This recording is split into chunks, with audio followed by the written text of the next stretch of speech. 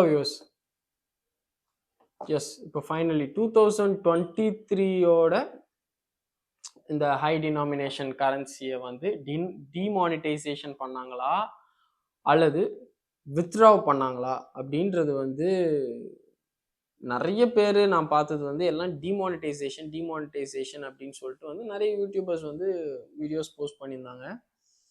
சில மீடியாஸுமே not clear about that. நான் எல்லாரையும் கம்ப்ளைண்ட் பண்ணல, but yes, some of them not clear about that. People may they were not properly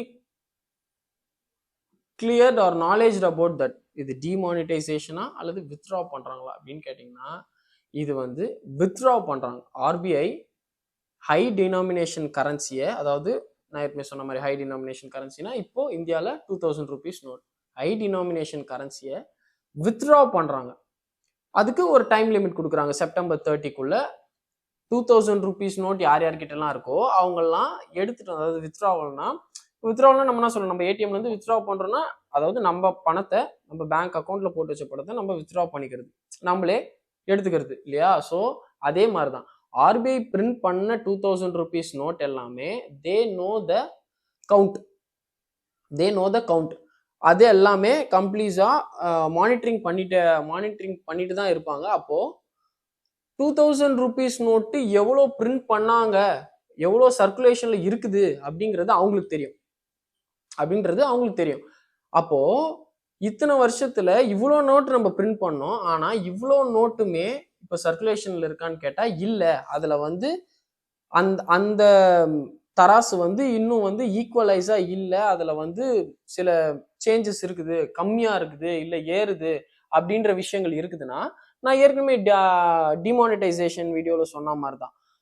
அதாவது யாரோ ஒருத்தர்கிட்டயோ அல்லது யாரோ சில பேர்கிட்டயோ வந்து மணி வந்து ஹை டினாமினேஷன் கரன்சி ஸ்டாக் ஆகிருக்கு அப்படின்றதுனால மட்டும்தான் வந்து இந்த மாதிரியான விஷயங்கள் ஏற்படும் இல்லையா? இப்போ நம்ம ஃபுல்லா ஒரு கரன்சியை வந்து பிரிண்ட் பண்ணி ஒரு என்டையர் கண்ட்ரிக்கு நம்ம சர்க்குலேஷன்ல விடுறோம்.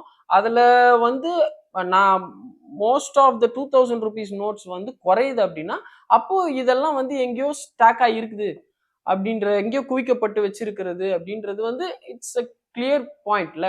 பட் இதுக்கு வந்து ஆர்பிஐ கொடுக்குற இந்த கிளீன் நோட் பாலிசிக்கு ஆர்பிஐ கொடுக்குற ரீசன்ஸ் வந்து பாத்தீங்கன்னா, they give multiple reasons, not a single reason, they give multiple reasons. அதில் ஒன் ஆஃப் த ரீசன் வந்து பார்த்தீங்கன்னா, இந்த ஒரு மாதிரி டர்ட்டி நோட்ஸ் எல்லாம் வந்து கலெக்ட் பண்ணுறதுக்காக இதை பண்ணுறோம் அப்படின்ற மாதிரியான ரீசன்ஸ் அவங்க கொடுக்குறாங்க. பட் மேபி இதுவாக கூட இருக்கலாம். there is a huge circulation of black money or a lot of money was stacked in some people houses-ன்றதுனாலேயே கூட இந்த விஷயத்த பண்ணியிருக்கலாம். பட் இது டிமானிட்டைசேஷன் கிடையாது. ஃபார் எக்ஸாம்பிள், நான் ஏற்கனவே சொன்னது அதனால தான் நான் டிமானிட்டைசேஷனா என்னன்ற கிளியர் வீடியோ முன்னாலே போஸ்ட் பண்ணிட்டேன்.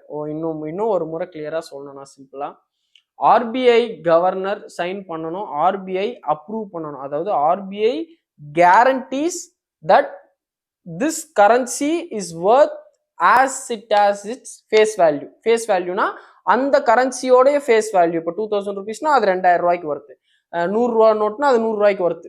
இதுதான் ஃபேஸ் வேல்யூன்னு சொல்லுவாங்க, ஃபேஸ் வேல்யூ ஆஃப் அ கரன்சின்னு சொல்லுவாங்க. அந்த மாதிரி ஆர்பிஐ கேரண்டி கொடுக்கும், இந்த நோட்டுக்கு இவ்வளோ ஃபேஸ் வேல்யூ, இந்த நோட்டை நீங்க பயன்படுத்தலாம் அப்படின்னு ஆர்பிஐ கேரண்டி கொடுத்தா தான் அந்த நோட்டு செல்லும். அப்போ ஆர்பிஐ அந்த கேரண்டி எடுக்குது அப்படின்றது அந்த டிமானிட்டைசேஷன். அதனால தான் உடனடியா ஆல் ஆஃப் அ சடனா அந்த கரன்சியை வந்து டிமானிட்டைஸ் பண்றாங்கன்னா அதோடைய மதிப்பை இழக்க வச்சுட்டோம். இப்போ அந்த நோட்டை நீங்க 1000 ரூபா நோட்டை போய் கொடுத்தா அது ₹1 கூட ஒர்த்து கிடையாது, இட்ஸ் ஜஸ்ட் அ பேப்பர் அப்படின்ற மாதிரி ஆயிடும். ஸோ இது அப்படி கிடையாது. இப்போ அப்படி பண்ணல. நீங்க 2000 rupees வச்சிருக்கீங்கன்னா 2000 rupees எல்லாத்தையும் நாங்க வித்ட்ரா பண்ணோம். இப்போ இதை ஏன் வித்ட்ரா பண்ண சொல்றாங்கன்னா, maybe a check for big ஷாட்ஸ்ன்னு வச்சுக்கோங்க. ஹை டினாமினேஷன் கரன்சியில தான் நிறைய பேர் வந்து மணியை ஸ்டாக் பண்ணி வைக்க முடியும். ஏன்னா கம்மி ₹1 காயின்லயோ 10 ரூபா காயின்லயோ நம்ம பண்டிலா எடுத்துட்டு போய் we need a huge place. So யாரும் அப்படி போக மாட்டாங்க. So people will go with this high denomination currency.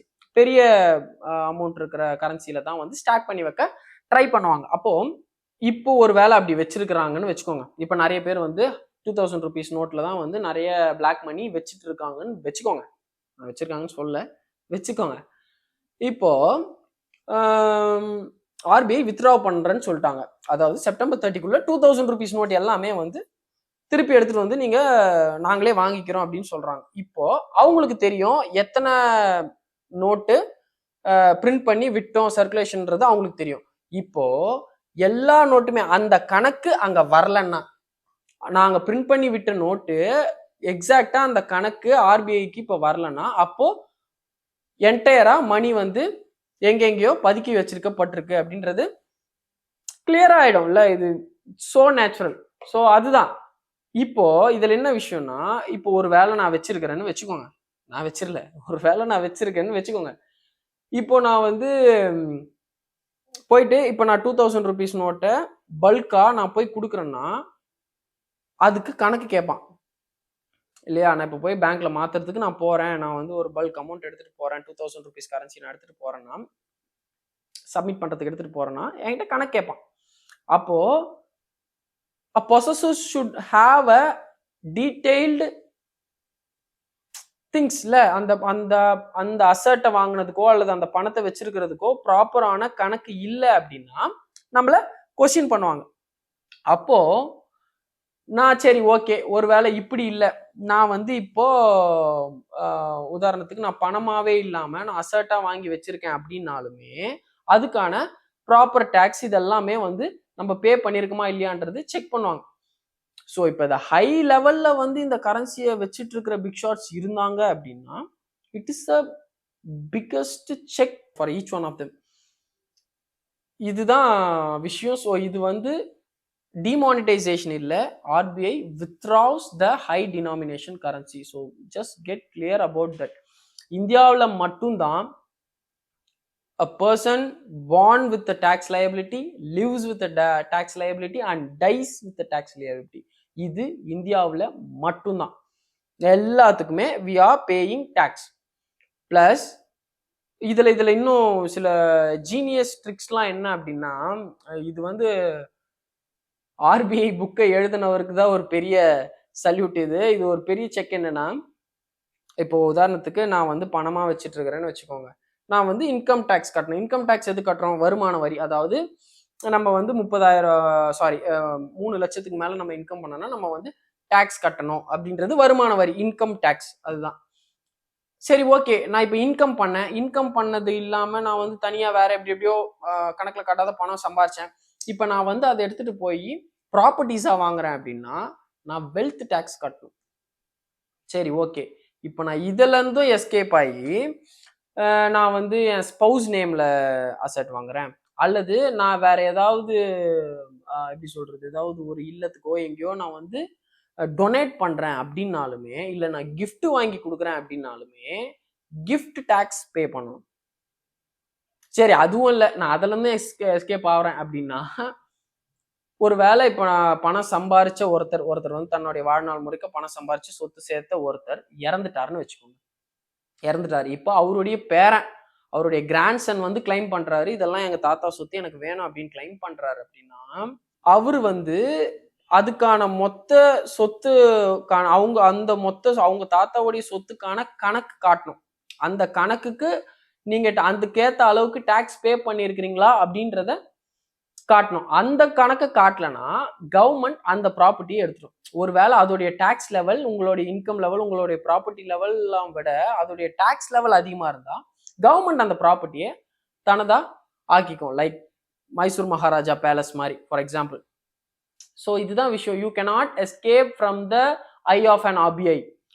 Anyhow, you have to cross the RBI for your immoral activities.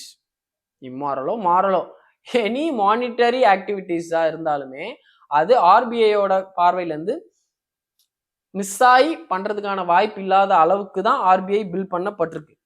So அது வந்து வேற எந்த நாட்டிலையும் அவ்வளோ இதுவான விஷயங்கள் இல்லை அப்படின்றதே ஒரு தனி பெருமை தான் நினைக்கிறேன்.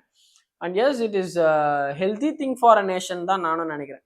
என் opinion it's healthy thing for a nation தான் நான் சொல்லுவேன். That's all for today. இணைவோம் இனத்தால் அல்ல அன்பால், எழுவோம் பணத்தால் அல்ல அறிவால், இணைந்தே எழுவோம். நன்றி.